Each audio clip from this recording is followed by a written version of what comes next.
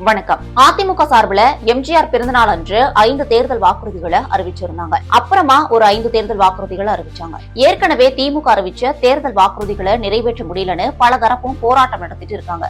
பகுதி நேர ஆசிரியர்கள், செவிலியர்கள், அரசு ஊழியர்கள், கிராம உதவியாளர் பலதரப்பும் சென்னையில முற்றுகை போராட்டமும் பண்ணிட்டு இருந்தாங்க. சிலிண்டருக்கு மாசம் 100 ரூபாய் மானியம், பெட்ரோல், டீசல், பால் விலை குறைப்பு, மாதந்தோறும் மின் கட்டணம் உள்ளிட்ட பல வாக்குறுதிகளை திமுக அரசால நிறைவேற்ற முடியல.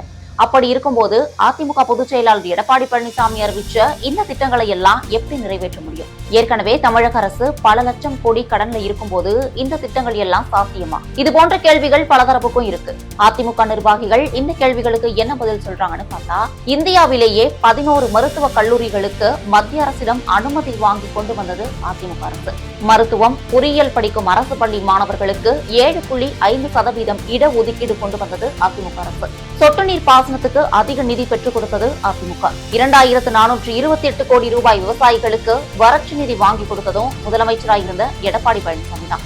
பவானிசாகர், அமராவதி, நொய்யல் ஆறுகள் மாசுபடாமல் தடுக்க நடந்தாய்வாடி காவிரி திட்டத்தை நிறைவேற்றி அதுக்காக 11,500 கோடி ரூபாய் நிதி பெற்றதும் அதிமுக ஆட்சிதான். அத்திக்கடவு அவிநாசி திட்டத்துக்கு நிதி ஒதுக்கியது அதிமுக. தொடக்க வேளாண்மை கூட்டுறவு வங்கியில பெற்ற கடன் 12,100 கோடி ரூபாய் அதிமுக ஆட்சியில தள்ளுபடி செஞ்சாங்க. அதிமுக ஆட்சியில எப்போதும் மத்திய அரசோட இணக்கமா இருப்பாங்க. அதனால மக்களுக்கான திட்டங்களை ஈஸியா அதிமுக வாங்கி கொடுப்பாங்கன்னு அதிமுக முன்னாள் அமைச்சர்கள் சொல்றாங்க.